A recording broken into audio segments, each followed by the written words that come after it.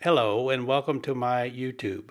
This YouTube is 5 popular facts about American history most Americans get wrong. Betsy Ross made the first American flag for George Washington. That's what I was taught in grade school and high school. It's simply not true. The story of Betsy Ross making the first flag was started by her grandson, William Canby, 94 years later in 1870, and there is no evidence to prove it's true. It was just a family tradition. Francis Hopkins from New Jersey, a signer of the Declaration of Independence, actually designed the first flag, and he billed the Continental Congress for his work. So this is who designed the first flag. Now, Betsy Ross did make flags. Here's a flag that she made. She made flags for the Pennsylvania Navy during the Revolutionary War, and this is one of them. Next, this is the official flag of the Confederate States. Unfortunately, that is just not true. This flag is actually the battle flag of the Army of Northern Virginia. There were 23 different armies in the Confederacy, and each one of those armies had its own battle flag. Here, for example, are 6 other battle flags from Confederate armies. There were actually 3 official Confederate flags. The first flag was adopted on May 1st of 1861. And this is what it looks like, and it was called the Stars and Bars.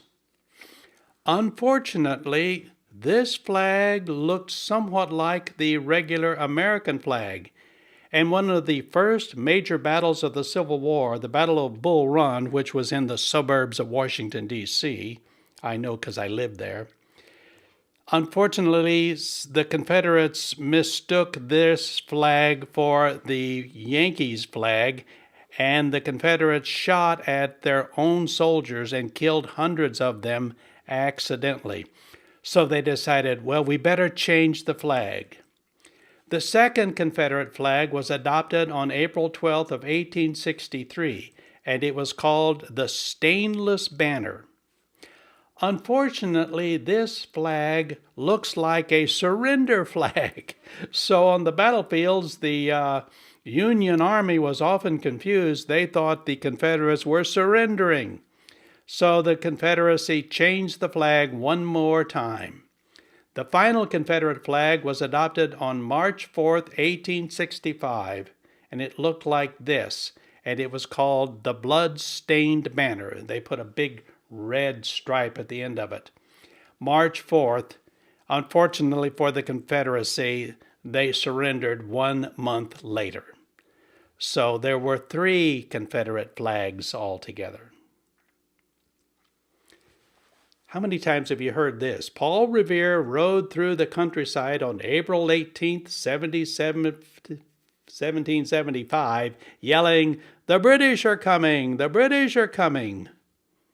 Unfortunately, that is just not true. First of all, in 1875, everyone in the American colonies considered themselves to be good British citizens. So to ride through the countryside saying the British are coming would have been nonsense because everybody thought they were British. There was no America yet. More importantly, Paul Revere's ride was to be in secret to alert Samuel Adams and John Hancock, who were in Lexington, Massachusetts, to alert them that the British regular troops were assembling and would be marching. Unfortunately for Paul Revere, he was stopped and captured in Lincoln, Massachusetts by British troops, so he never actually completed his run.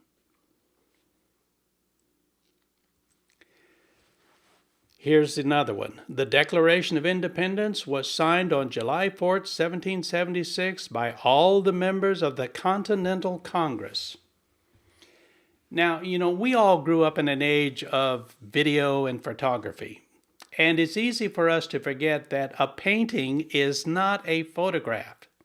This famous painting of the signing of the Declaration of Independence was painted by John Trumbull, and it was painted in 1829. That's almost 60 years after the signing of the Declaration of Independence. There's no way in the world this painter could have known exactly who was there. And there were 56 members of the Continental Congress, but if you count the faces, and I did, there are only 47 people in this painting. These 5 men standing up at front, this is the Committee of 5. These are the 5 men that were charged with actually writing the Declaration of Independence. It was really mostly written by Jefferson. That's why he's standing up here. But anyway, tradition says on the 4th of July, all 56 members of the Continental Congress signed the Declaration of Independence. And that's just not true. Here's the real story. By the way, that painting is hanging in the U.S. Capitol in the Rotunda. It's a huge painting. On July 2nd, 1776, the Continental Congress voted to declare independence. Some historians have argued, unsuccessfully, that we really should celebrate July 2nd as Independence Day. That's the day they voted to do it. On July 4th, Congress approved the final text of the Declaration of Independence. But then they had to sign it. But all 56 members weren't even present in Philadelphia on July 4th. So on August 2nd, most of the delegates signed the Declaration copy. Not July 4th, August 2nd. Okay? But Thomas McKean of Delaware didn't actually sign the Declaration until 7 months later, in early 1877. And he wasn't the only one. There were 5 or 6 other men that signed it over the next several months. In fact, John Dickerson of Pennsylvania never signed at all. He opposed the Declaration of Independence. Abraham Lincoln freed all the slaves with his Emancipation Proclamation in 1863. That's what I believed. The Emancipation Proclamation of January 1st, 1863, only freed the slaves in the Confederate States still in rebellion. It did not apply to border state slaves or northern slaves. So it was only the slaves in the Confederate States that were declared free. And on this date, all of the Confederate States were still in rebellion. None of them had rejoined the Union.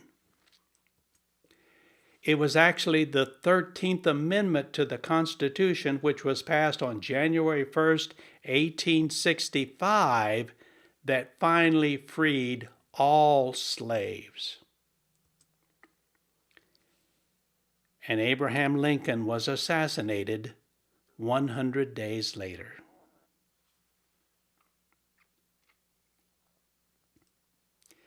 So thanks for watching, and I hope you found it interesting.